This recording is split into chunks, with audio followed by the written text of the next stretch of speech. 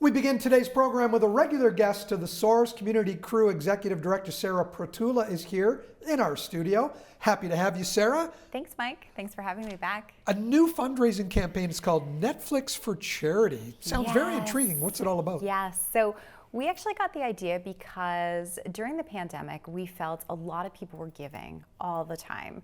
And that was wonderful, but we wanted a really easy way for people to give. And so everyone does their monthly Netflix subscription, which is, $18 or $20 a month. And it's really easy. You don't even notice that you're subscribing each month. So I thought, why don't we do something really cool and we'll tote it as the Netflix for Giving. So we thought, why don't we invite people to donate $12 a month for 12 months?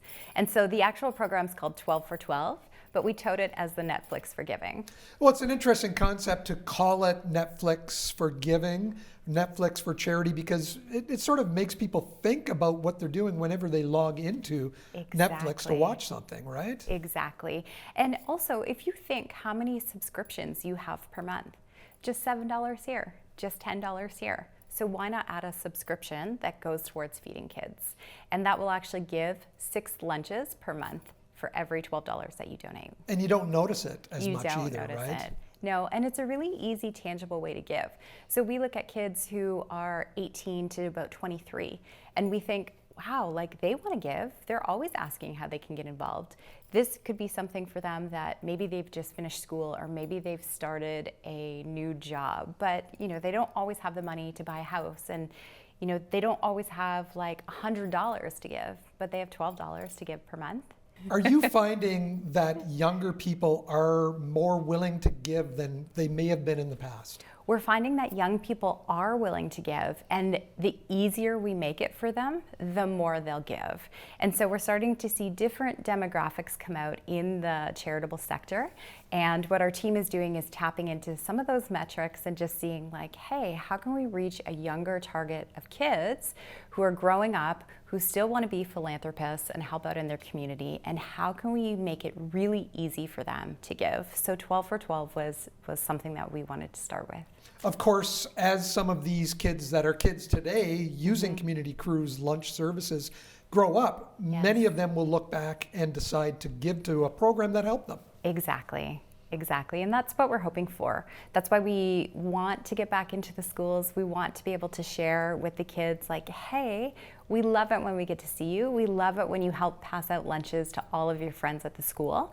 And we make a really big deal. So we're hoping as the COVID restrictions lift that when we get back into actually connect with the kids, we can continue celebrating their volunteer successes, which in turn would help them, volunteer in high school, which we know high schools, they already give fantastic 40 hours, they celebrate that, and then help them move on to be philanthropists in their communities. How many kids, how many schools is Community Crew serving right now? Should we change? So we're really proud to say that we served the entire pandemic. Even when the school shut down, we were serving at the kids' homes. We are in 27 schools. We'll be in 30 schools by the end of March. And we serve approximately, now the numbers changed from last week, so we serve about 1,600 kids every single week. And we serve that multiple days. So when we break it down, we serve about 3,500 lunches every week, and it's growing all the time. How many volunteers helping to keep this going? Oh gosh, we have about 60 volunteers that help to keep it going. So they are from volunteers who come in early morning, they help us prep, they help us run bins upstairs, they help us deliver the bins to the schools, hand over the lunches to the teachers. We have volunteers all across Canada who are writing notes to the kids and putting these notes in the lunches for them. Grant MacArthur and Break the Cycle last year was a very successful fundraising campaign for Community Crew. Yes. Can you talk a little bit about that? I can. So Break the Cycle is coming back. So last year in 2021, Grant had this wild idea to ride 10,000 kilometers on his bike. So he tracked all of that through a Strava app, and he met friends online who were riding with him. His goal was to raise $10 a kilometer, so $100,000. We're really excited to say that he reached over $108,000, and he did about 10,800 kilometers. So this year, he's going to be doing Break the Cycle again, but he's going to have some friends joining him.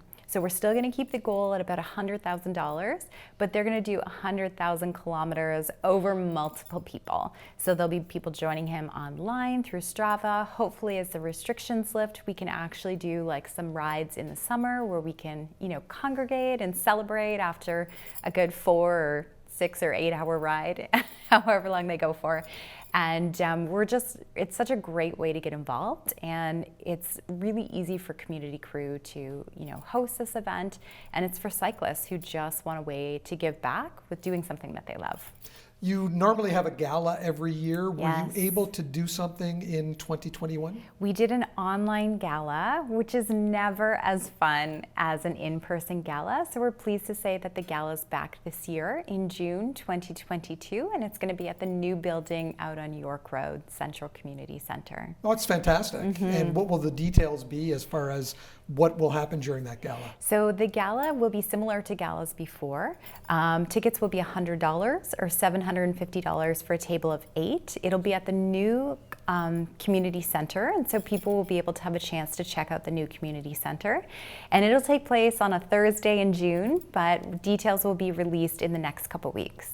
How much does it cost to keep this program running the way it needs to run? Gosh, so for us, each lunch ranges anywhere from about $2 to about $2.50. It really depends on our suppliers, it depends on what we feed the kids, and it depends on the donations that we get.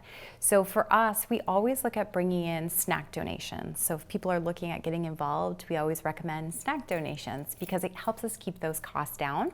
We've added a couple more team members just to keep the process going because, you can't run a program where you feed 3,500 kids a week and, just do it with like a volunteer team. So 12 for 12, Netflix for charity. Let's sum it up again. How can people contribute?